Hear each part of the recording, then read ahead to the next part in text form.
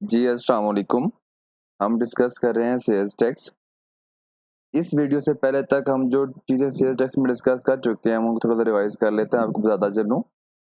हम डिस्कस कर चुके हैं कि टैक्स पीरियड क्या होता है और हमने ये भी डिस्कस किया था कि रजिस्टर्ड पर्सन क्या होता है सेल्स टैक्स के अंदर, टैक्सेबल एक्टिविटी क्या होती है, ये हम डिस्कस कर चुके हैं।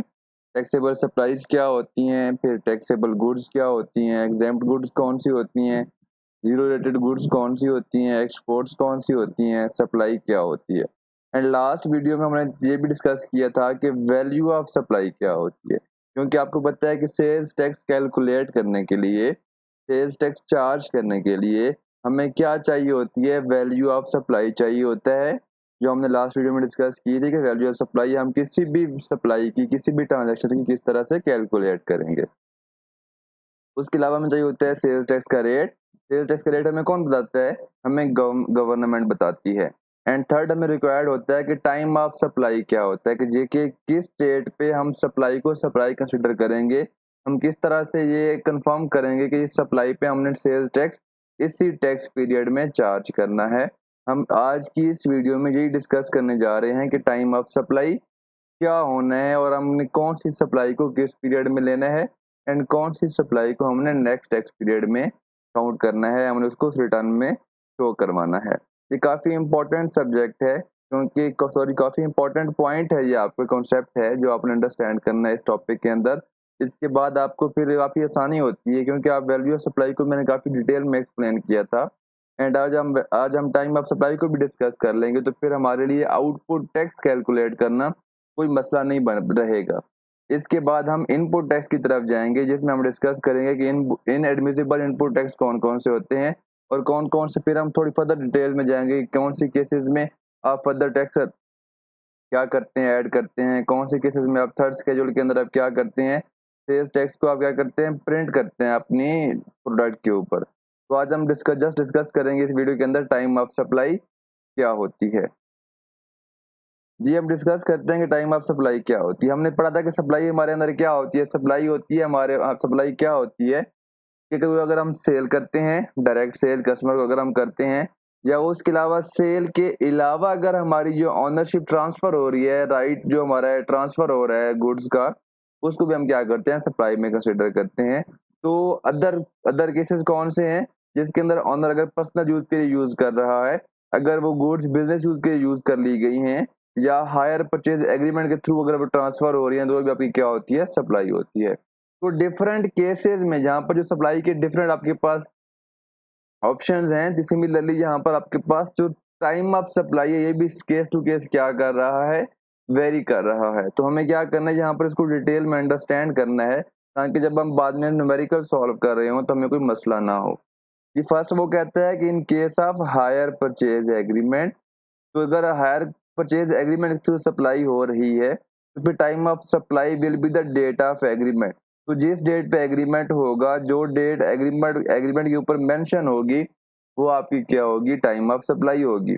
अगर आपके माइंड में ये क्वेश्चन आ रहा है कि हायर परचेज एग्रीमेंट क्या होता है, आपको मैं बताता चलूँ कि जो हाई कॉस्ट कंज्यूमेबल गुड्स होती हैं, उनकी सेल एंड परचेज पे अगर एक कस्टमर सेल कर रहा है और एक सप्लायर क्या कर रहा है, उसको सेल कर रहा है, तो उस केस में क्या होना है, दोनों पार्टीज आपस में एग्रीमेंट करती हैं। जो बायर होता है वो क्या करता है, एक डाउन पेमेंट करता है, और जो रिमेनिंग अमाउंट होती है वो क्या करता है, थ्रू इंस्टॉलमेंट्स पे करता है। ये एक तरह का लीज टाइप होता है, जिसपे आप जब आप लीज पे चीज लेते हो, डाउन पेमेंट करते हो, फिर आप फर्दर क्या करते हो, इंस्टॉलमेंट्स पे करते हो, उसको आप क्या करते हैं, हायर परचेज एग्रीमेंट कहते हैं। तो लॉ कहता है कि अगर आप हायर परचेज एग्रीमेंट के थ्रू कुछ सेल कर रहे हैं, तो उस केस में आपकी जो डेट ऑफ सप्लाई होगी, टाइम ऑफ सप्लाई होगा, वो क्या होगा, जिस डेट पर आपका एग्रीमेंट हो रहा होगा। नेक्स्ट हम देखते हैं कि supply of goods other than higher purchase agreement, मतलब आप डायरेक्ट सेल्स कर रहे हैं या ऑनर गुड्स को विथड्रॉ कर रहा है, या गुड्स बिजनेस पर्पज के लिए यूज हो रही हैं, तो उस केस में टाइम ऑफ सप्लाई क्या होगा, time of supply will be earlier of goods delivered और मेड अवेलेबल और पेमेंट रिसीव्ड। ये हम देखते हैं क्या सीन है, एक एग्जांपल लेते हैं। ए लिमिटेड है, वो क्या करती है, उसके पास एक कस्टमर आता है, वो कहता है कि जनाब उसका ऑर्डर रिसीव होता है 1 जुलाई को, ऑर्डर रिसीव हुआ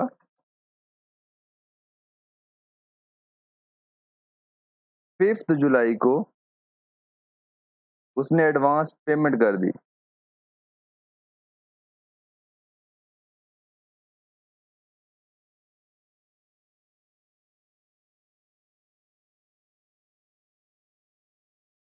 सेवन्थ जुलाई को हमने क्या की, गुड्स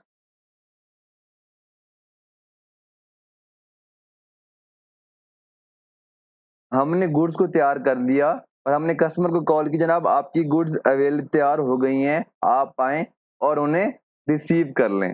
एंड 10 जुलाई को कस्टमर क्या करता है, आता है और आके क्या करता है, गुड्स रिसीव कर देता है। मतलब हमने 10 जुलाई को क्या कर दी है, गुड्स को डिलीवर कर दिया है। लॉ क्या कहता है कि अगर आपकी सप्लाई के टाइम हमने क्या देखना है कि इन तीनों में से जो अर्लियर होगा, या तो आपने गुड्स मेड अवेलेबल कर दी हैं, मतलब आपने बनाकर रख दिया, उसको बता दिया कि जनाब आपकी गुड्स अवेलेबल है, आकर ले लें, या आपने डिलीवर कर दी है, या आपको पेमेंट रिसीव हो गई है। इन तीनों में से जो अर्लियर होगा, जिस डेट पे आपकी क्या हो रही है, जिस डेट पे आपकी क्या हो रही है, ट्रांजैक्शन पहले हो रही है, जो चीज इनमें से पहले हो रही होगी वो आपके क्या होगा, टाइम ऑफ सप्लाई होगा। आपको पता है कि आपका जो टैक्स पीरियड है सेल्स टैक्स के अंदर वो 1 मंथ का होता है। अगर मैं फॉर एग्जाम्पल अपनी अपनी इसमें डेट्स को अगर मैं रिवाइज करता हूँ, इसको मैं करता हूँ 20 जून, तो आपको ऑर्डर रिसीव हुआ, आपको जो पेमेंट रिसीव हुई वो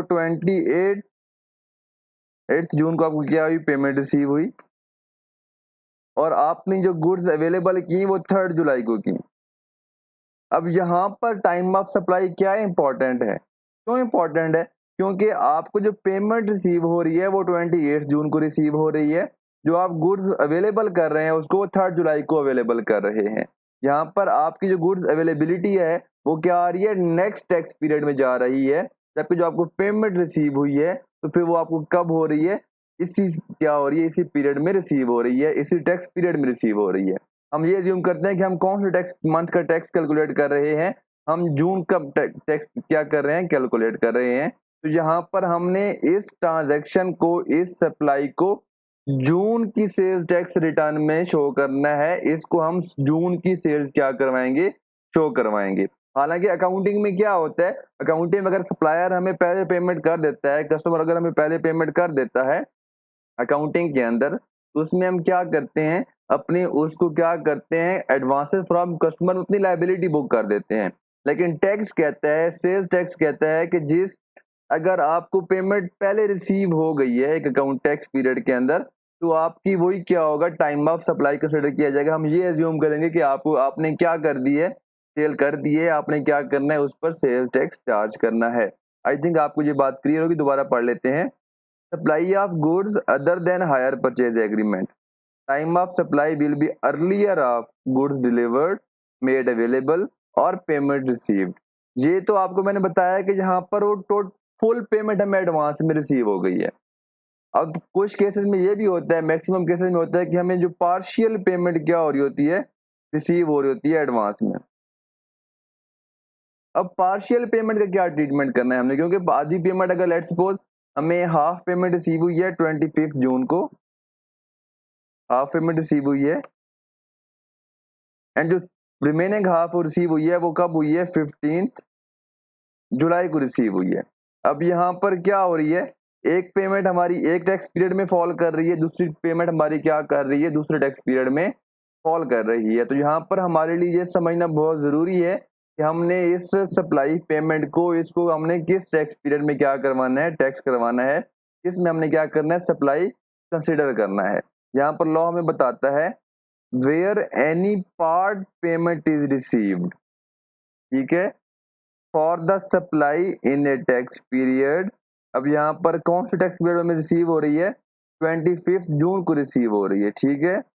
for the supply in a tax period it shall be accounted for in the return for that tax period.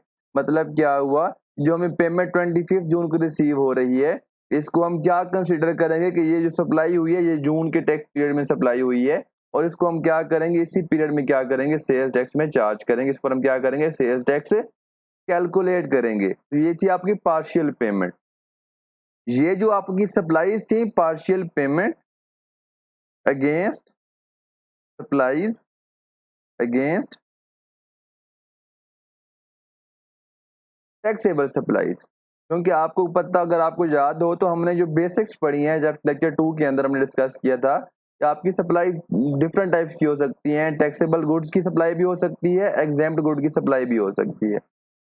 तो लॉ कहता है कि अगर आपकी पार्शियल पेमेंट आपको रिसीव हो रही है अगेंस्ट टैक्सेबल गुड्स की सप्लाई, जिसकी आपने टैक्सेबल गुड्स की सप्लाई बाद में करनी है, तो लॉ कहता है कि जिस पीरियड में, जिस टैक्स पीरियड में आपको क्या हो रही है, पेमेंट रिसीव हो रही है, आप उसको उसी पीरियड, वो पीरियड आपका क्या होगा, टाइम ऑफ सप्लाई होगा। आप उसी पीरियड में क्या करवाएंगे, उसको उस पर सेल्स टैक्स कैलकुलेट करवाएंगे। अब अगर आप क्या करते हैं, आपको पार्शियल पेमेंट रिसीव होती है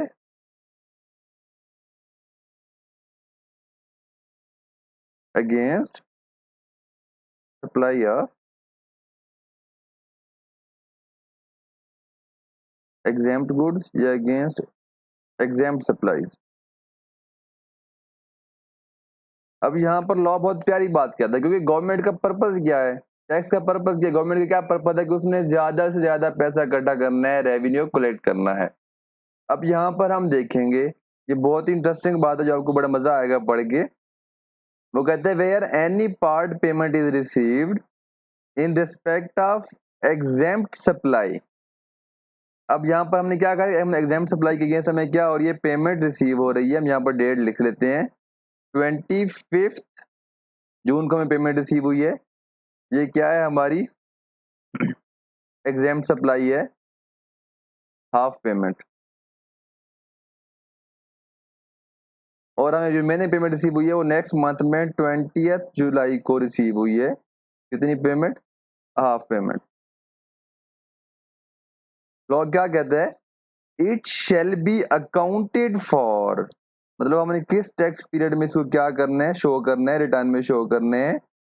for the tax period during which the exemption is withdrawn from such supply. मतलब क्या हुआ, हो सकता है कि अगर जून के मंथ के अंदर जब आपको पेमेंट रिसीव हुई तो ये एग्जाम सप्लाईज थी। ये भी पॉसिबल है कि जुलाई के मंथ में गवर्नमेंट एक ऑर्डर इशू कर दे, वो कहे कि आज से ये सप्लाईज क्या है, टैक्सेबल सप्लाईज है, एग्जाम सप्लाईज नहीं है।